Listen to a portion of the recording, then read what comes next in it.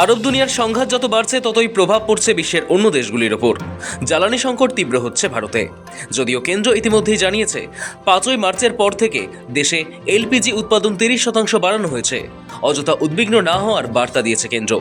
কেন্দ্রীয় তেল মন্ত্রক জানিয়েছে দেশজুড়ে গৃহস্থলীর জন্য এলপিজি সরবরাহ স্বাভাবিক রয়েছে। মন্ত্রকের যুগ্ম সচিব সুজাতা শর্মা জানান, রিফাইনারিগুলিতে উৎপাদন বাড়ানো হয়েছে যাতে বাজারে গ্যাসের ঘাটতি না হয়। অতিরিক্ত উৎপাদনের বেশিরভাগই গৃহস্থলীর চাহিদা মেটাতে ব্যবহার করা হচ্ছে। We are the fourth largest refiner in the world, and this is something which is giving us lot of comfort in terms of the availability of the products like petrol and diesel.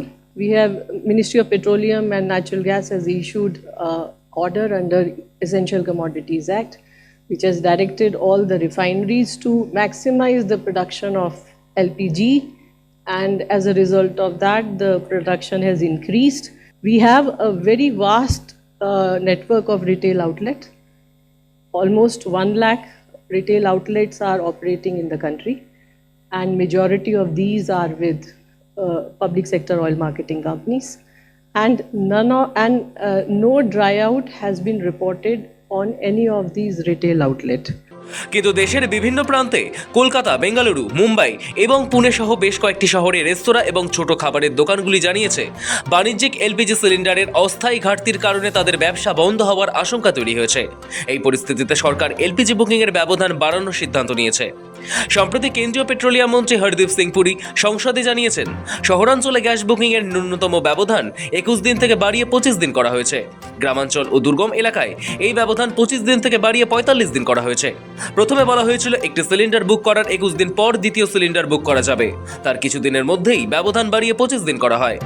বৃহস্পতিবার সংসদে petroleum মন্ত্রী এই সংক্রান্ত প্রশ্নের উত্তর দিতে গিয়ে সরকারের অবস্থান স্পষ্ট করেন।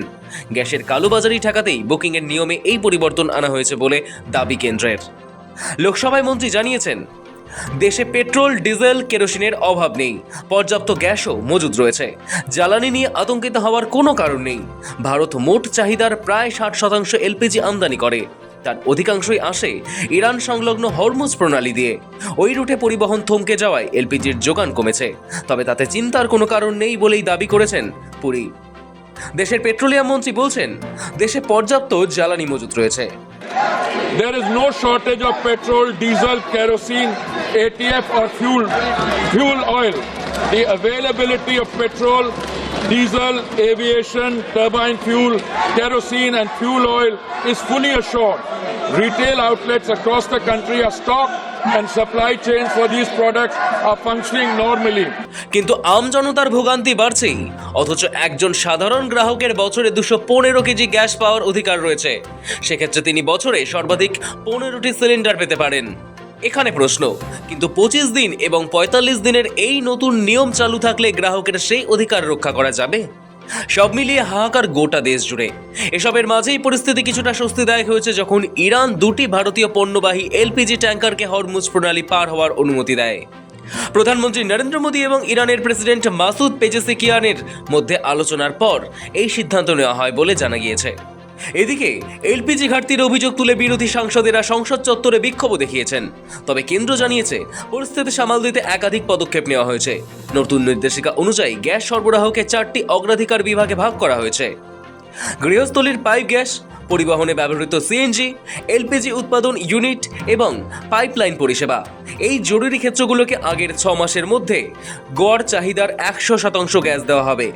এদিকে শিল্পক্ষেত্রে যেমন উৎপাদন শিল্প ও চা শিল্পকে গড় চাহিদার প্রায় 80% গ্যাস দেওয়া হবে। সরকারের মতে এই পদক্ষেপগুলির মাধ্যমে জ্বালানি সরবরাহ স্থিতিশীল রাখা সম্ভব হবে। যদিও পশ্চিম এশিয়ার পরিস্থিতি এখনো অনিশ্চিত রয়ে গিয়েছে। কেন্দ্রের মোদী সরকার বারবার আশ্বাস দিচ্ছে ভারতে এলপিজি উৎপাদন বাড়ছে। তবে কতটা আশামুক্ত হতে পারবে 145 কোটি দেশবাসী, সেটাই বর্তমানে লাখ টাকার প্রশ্ন। ব্যুরো রিপোর্ট, সময়, কলকাতা।